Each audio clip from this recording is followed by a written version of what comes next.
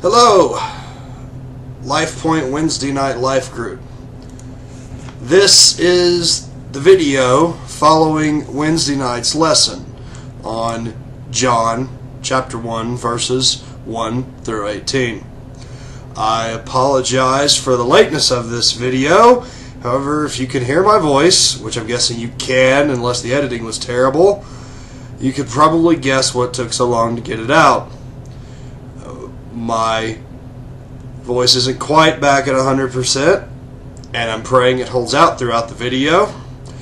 However, since Andrew will be teaching the subsequent lesson tomorrow night, I thought it important to go ahead and get this video out.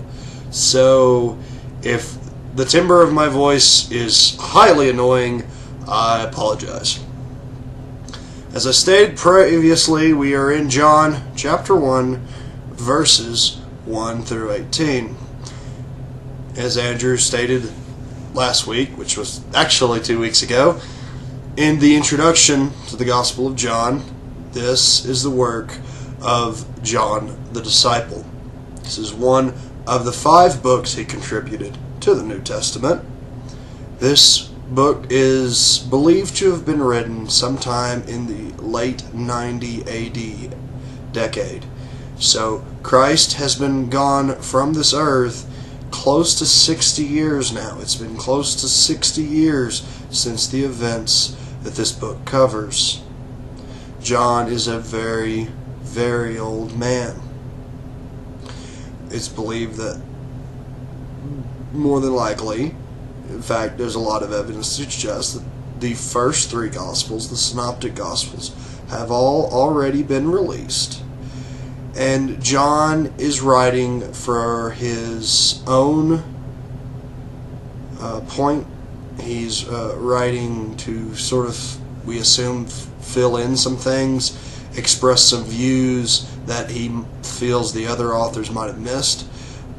Because of that, a large portion of John's Gospel is unique. The miracles that he records are unique. John doesn't go into a lot of Jesus' sermons. He doesn't go into a lot of John's heated encounters, or Jesus' heated encounters with the Pharisees. John's walked with Christ as a believer now, post-ascension, for close to 60 years. He is a grandfather in the faith, as it were. No forming any theology about that. God has no grandkids. But he is an elderly gentleman who is carried from church to church, and when he gets there, he states over and over again, love one another. He's very, very mature in his Christian walk. And so he has a new perspective as opposed to the other Gospels, which, while they preach the same message, just have a different take, having been written a lot younger. They are also written to different groups. John is written in Koine Greek to the Greek people, and that is going to become very apparent as we dive into the first chapter, which we will do right now. We'll be reading again for the 3rd time, because why not repeat it? John chapter 1, verses 1 through 18. In the beginning was the Word. Let's stop right there. That's enough. Okay. The Word is going to appear quite a lot in the next few series of verses. What's he getting at? What's the point? What's the meaning behind the repetition of this use of the Word? Obviously, the church has adopted this as one of the names of Christ. We often call him the Word of God, or just the Word, pretty much because of this section. But what's John getting at? This isn't common for first century Christians to continually refer to Christ as the Word. His favorite term for himself was the Son of Man from Daniel. What was John getting at? Well, we have to do a quick study on the concept of the word for the Word, which is the Logos. The Logos is a Greek philosophical concept which originated a long time ago from a gentleman named Heraclitus, who coined the term to mean a principle of order or knowledge. And I apologize if the eye darting movement is annoying. I'm looking at my notes because even I don't have them memorized. Yeah, sorry, rambling. The etymology of the word is ground, a plea, an expectation, a word, surprising, speech, account, or to reason. It was, however, not the everyday nomenclature for a word. That particular word, wow, there's no way to get around that, is there? Is lexica. The expression logos was taken up by a name we might know a little bit more than Heraclitus, Aristotle, to mean a reasoned discourse. And he added it alongside with pathos, which is emotional appeal, and ethos, which is persuasion by convincing the listener of your moral character, to create his three modes of persuasion. However, by 300 BC, it had come to understanding in ancient Greece because of a religion called the Stoics, or Stoicism, which was a religion of knowledge and reason. They wished to completely divorce themselves from the chaos and turmoil which was their emotion and be ruled entirely by reason. And they took up the Logos as the divine word of creation, an expression known as Logos spermatikos. No, let me try that again. The Logos spermatikos. Forgot my Greek photism. The idea is that whatever higher deity created the universe, which they're not claiming to know anything about explicitly, ordered the universe, gave it its sense of order via the Logos. The Greeks, not unintelligent people, they were the first to sort of offer the idea of the atom to make up all of matter. They obviously were the founders of democracy, made great advancements into astronomy, and they had realized for a while that there was obviously some order to the universe. The Stoic religion took up the Logos as the explanation for that order. It was the idea that the creating entity issued this Logos, this what we might consider a unified theory that the universe will be ordered, and they called it the Logos. Stoicism was not, if not a widespread religion, it was a very widespread philosophy. Obviously, the pantheism, the mythology of Greece and Rome was very evident. We still see the temples to Diana and Apollo and Zeus or Jupiter in the time of Christ. But the philosophy of Stoicism, at least, had become very prevalent, and by the time Christ walked the earth, the idea of the divine order and the Logos was a very, very common understanding even amongst non-Stoics. So, was John claiming that Jesus was this Logos? No, he wasn't. He wasn't trying to identify Jesus as the Logos. He wasn't trying to bring Jesus into the Greek pantheon or Stoicism. He was reaching out for an idea that the Greeks could grasp, much like the Apostle Paul did at Mars Hill, seeing the altar to the unknown God lest they offend some deity they had yet to discover. And Paul said, "You people are really superstitious." Okay, it was a lot nicer than that. He said, "But I observe that you are very superstitious. Not wanting to offend any deity, you have this altar to an unknown God. Let me tell you about this unknown God that you missed." He didn't add God to the pantheon. He didn't say we've got Jupiter and we've got Venus, we have Mars, and we've got Jehovah. He said those guys are all sort of stone figures. They look kind of creepy. The real God, the God you missed, is Yahweh. He wouldn't have said Jehovah. John was doing the same thing with the Logos. They had an understanding of this idea of Logos. John was explaining that could embody an understanding of Jesus. The Greeks had realized there was an order to the universe. John was going to take that realization and show them where that order came from. Okay, let's cover more than the first half a sentence. Let's just start over. In the beginning was the Word was with God, and the Word was God. Okay, yeah, that's enough. In the beginning, apologize, let me take a drink here real quick. Artificial saliva. In the beginning was the Word, and the Word was with God. The word God here, if you've got your Strongs, is the Strong's Greek word 2316. It is theon. It is not little g God. It is the God of gods, the supreme deity, utter godliness. This is the big one. This is the divine origin. This is the supreme God. The idea is that in the beginning was the Word, and the Word was it. He was the boss. He was God Almighty. Your English Bible will say, in the beginning was the Word was with God, and the Word was God. However, the Greek interlinear text, if you have one of those available, is going to read, in the beginning was the Word was with God, and God was the Word. What am I driving at here? There are certain segments of Christianity, we'll call them for politeness since this is going out on the internet, and non-Christian understandings of this verse that might put a little article A there and say the Word was a God. I won't say John was prophetic, but he was definitely trying to put that argument in the dirt deeply.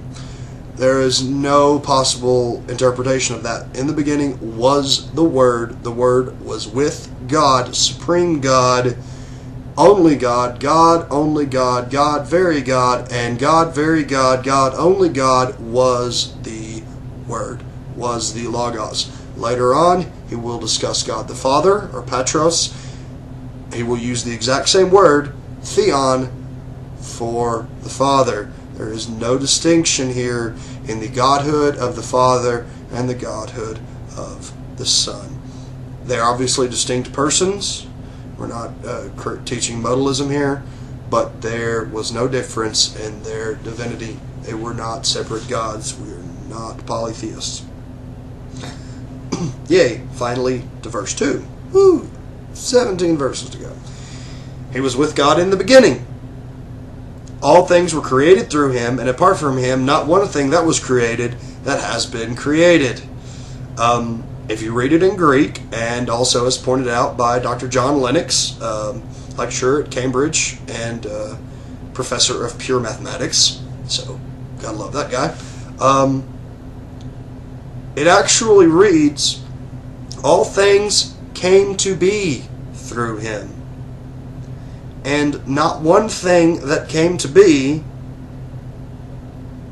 would have come to be outside or apart from him. All things find their origin in him. Anything that was created by him. Why do we beat this horse to death? Well, again, other small segments of Christianity, we'll say again being polite, or people outside of Christianity will say that Christ was a created thing.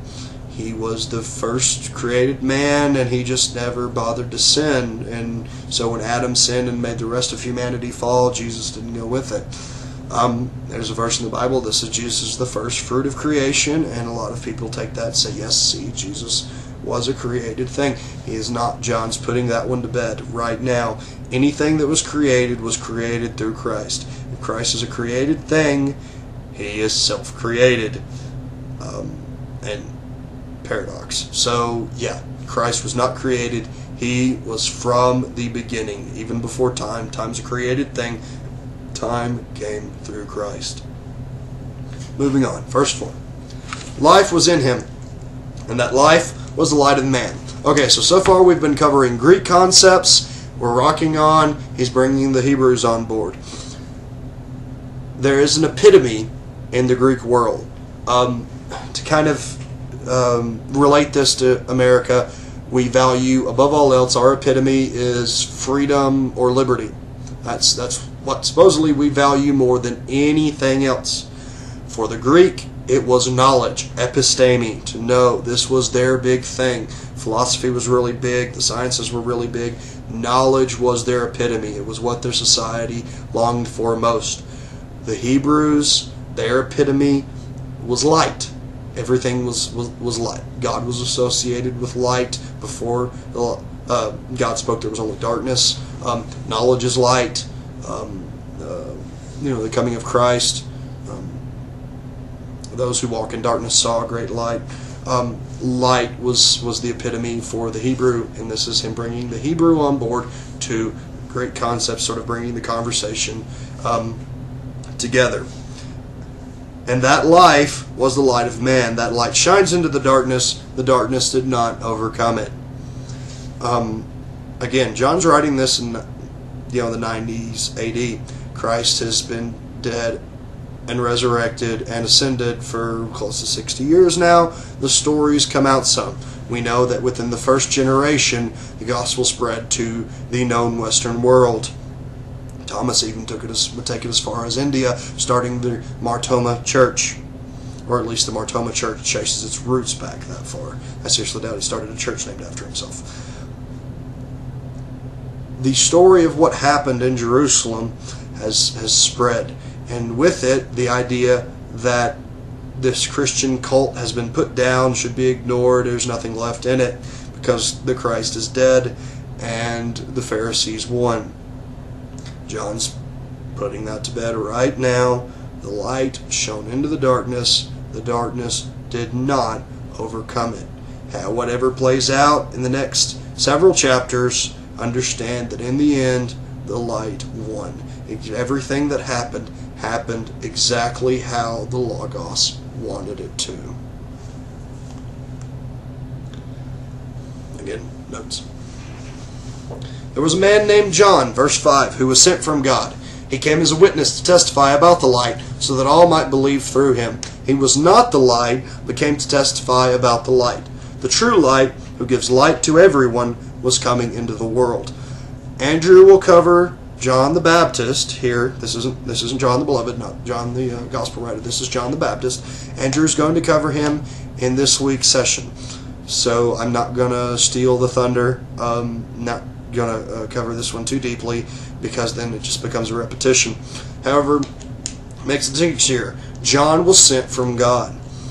John's building an apologetic. He's building an apologia, an answer, a reason that the Greeks, who were not witnesses to the events in first century Palestine, could believe that this was true without webcams, without cell phones, without Twitter, and without Fox, MSNBC, or CNN arguing about exactly what happened.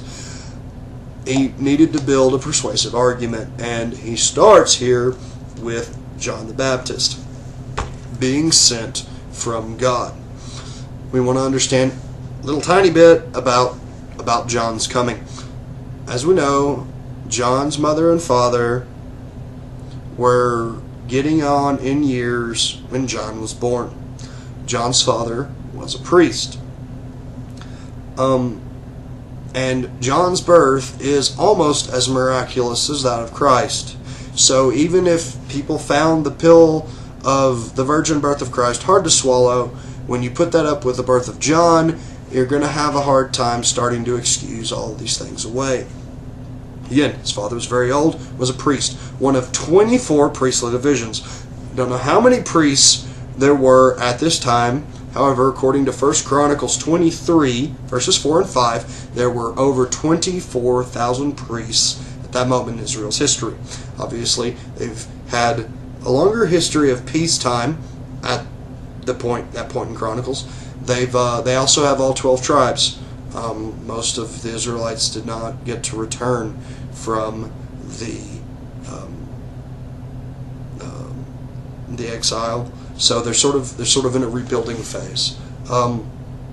So we'll just take it. There's about the same number of priests, so 1,000 priests in every division. There's 51 weeks on a Jewish calendar year, and there are 3 weeks during the year where every priest in the whole nation has to be there serving, because every person in all of Israel has to be present. These are the Feast of Unleavened Bread, the Feast of Weeks, and the Feast of Tabernacles. So in a normal rotation, minus these 3 weeks, you'd serve 2 weeks a year. We're getting to a point here, I promise. You weren't allowed to start serving as a priest until 20, some I would say 30, not because of the Talmud, but ironically, well, I won't say ironically, but there was actually a fraternity of Jewish priests, and to try and keep the business close, keep things under wraps, they wouldn't allow people to serve until 20. Some scholars even suggest 30. And there was no mandatory retirement date, just when you got too frail to do your job. So John's father, Zechariah, has 14 chances a year for, let's say, 30 years to actually get to be the person who goes and burns incense on the altar on the daily sacrifice. This is decided by lots. No preference is given for seniority. So it was a very unlikely circumstance. But his day comes. His number is drawn, and he gets to go in, make the prayer, and burn the incense. And lo and behold, an angel appears and says, "Your prayers have been answered. Israel's going to be free from Rome." No. You're going to have a son, and you're going to call his name John. Later on, his wife's prayer would be answered, because not only is she going to have a child, she finds out her husband can't talk for 10 months. Blessings upon blessings. Or, as we'll find out later in the chapter, grace upon grace. So, the miraculous nature of John's birth is hard to overcome in an argument. It is a strong brick in the apologetic to shore up that the Greek people, who live hundreds, some thousands of miles away from the events in Palestine, can believe the story of Christ, can believe what John's about to write. He's shoring up his argument. There are still a few people alive, obviously, because he's still alive. You can go and ask, is this true? Was there John the Baptist? Are these events recorded? Yes, he did exist. Not only did he exist, the Christ, the Messiah, the coming one, Jesus, was his cousin.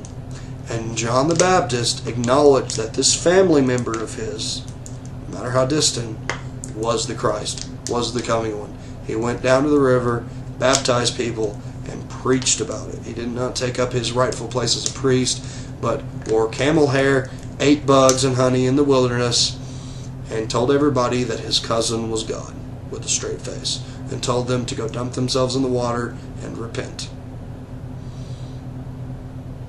Again, John is just shoring up his argument that this is the Christ, and that these events are believable.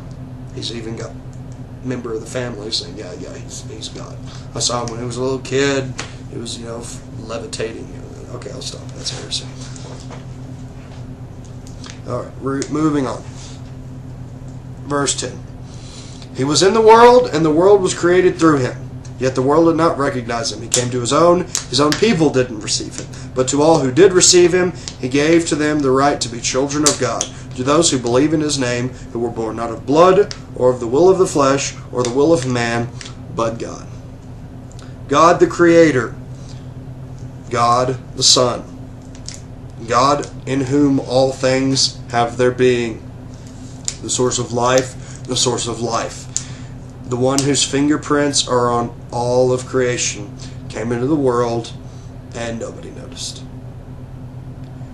Except for a few shepherds, and the only reason they know because a chorus of unnumberable angels sort of divided the sky and were singing at them. And some magi because they studied the stars. Nobody else noticed for a while. Okay. The point is, There's a lot of people on planet Earth. The vast majority of them did not notice that Christ came. They did not notice that their Maker walked among them. The pottery did not recognize the potter. Even his own people, the Jews, the people whose very existence was demarcated for the existence of Messiah. They were chosen at Abraham to bless all the nations of the world. There is prophecy as far back as Genesis. He will strike your heel. Wow. Okay, I'm going to have to edit this, I think, if I can figure out how to work video editing. The serpent will strike his heel. He will crush the serpent's head. The Jews were trained for thousands of years. Their Messiah was coming. That God would come down and suffer many things. That he could bring salvation to the world. They still missed him. But to those who noticed, he gave the right to be the children of God. So, the Jews, who should have seen it coming, didn't even see it coming. No one lays claim to this salvation. No one can raise their hand and say, "Ooh, I got it, I found Waldo." No one did. The fact that salvation is being offered to anyone, including the house of Israel, is now only by the grace of God. There is no claim of inheritance left. Not even the small excuse that I waited is enough. Salvation can only be bought by the blood of Christ. There's no other claim. So, he, God, in his loving kindness, extends this gift not just to Israel, but to the whole world. The Greeks have no reason to fear. The Greeks have no reason to be second-class Christians, because even the Hebrews didn't recognize their Messiah. And everyone who is now born into Christ is born not of blood, or of the will of flesh, or the will of man, but God. They are reborn, not naturally, but supernaturally, not by force, but choice, not by man's effort, but God's desire. The salvation of the Christian is the most unique conversion experience or realignment of any religion ever conceived. I had to read that. I couldn't remember it even though I wrote it. Verse 14. The world. Oh, I hope my wife never sees this. She likes to pick on me about mistakes I make while preaching or teaching or just talking to her. The Word became flesh and took up residence, or actually tabernacled. He took up temporary tent of flesh amongst us. This was the only time John would use that expression. He took up residence among us. We observed his glory, the glory as the one and only Son from the Father, the Patros, full of grace and truth.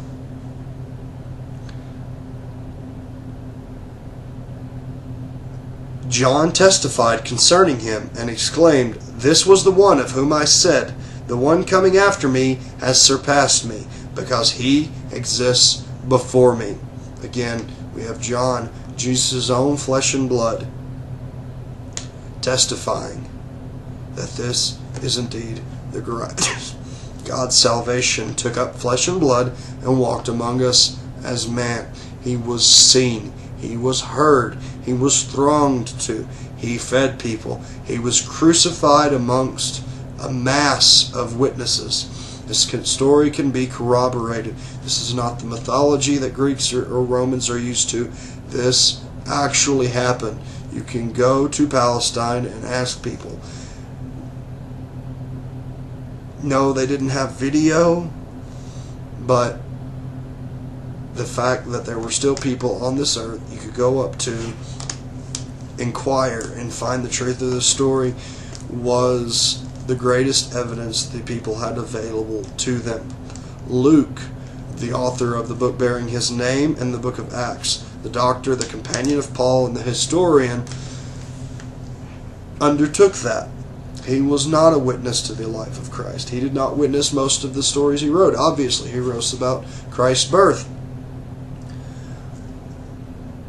He wrote the book of Luke and the book of Acts by corroborating the story from Mary all the way till the end. He did exactly what John was saying you can do. You can go ask people. You don't have to take my word for it. There's 500 people at a time saw Christ after his resurrection. The story can be believed. It was very public. There are plenty of people who would acknowledge it happened. Verse 16, indeed, we have all received grace after grace from his fullness, for the law was given through Moses, but grace and truth came through Jesus Christ. No one has ever seen God. The one and only Son, the one who is at the Father's side, has revealed him. Grace after grace. Moses was a revered man in the Israelite, the Hebrew nation. The Greeks probably didn't know who he was, but the Hebrews definitely did. The Jews were very fond of Moses. Moses gave the Hebrews 613 laws whereby they might accomplish some state of acceptable, of par with God. And then we read in the book of Hebrews and find out that it was just ceremony, that the blood of sheep and goats cannot accommodate for sin. Moses gave them a way that God could throw a blanket over their sins, because the true salvation was that of the coming Christ. And we see that Christ was crucified from the foundation of the world. So Moses, who allowed you to be on speaking terms with God, is loved throughout the whole nation of Israel. How much more loved and more valuable should this Christ be, who was sent from God to not just make things okay, we can be friends, but to restore a relationship with God, to be adopted as sons, to be given the right to become sons of God. This is not a slight at women. Even women can be sons. The importance of that: daughters had no claim to inheritance, sons do. The gospel writers, the New Testament, talk about the adoption of sons, so that you understand that even women are able to receive joint heirship with Christ. Christ made that possible. He is the one and only Son of God.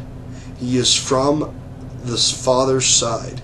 He dwelt in communion with the Father, and he came to earth to reveal the Father to us and to tear the veil so that we could have Eden restored and be in full relationship with God again.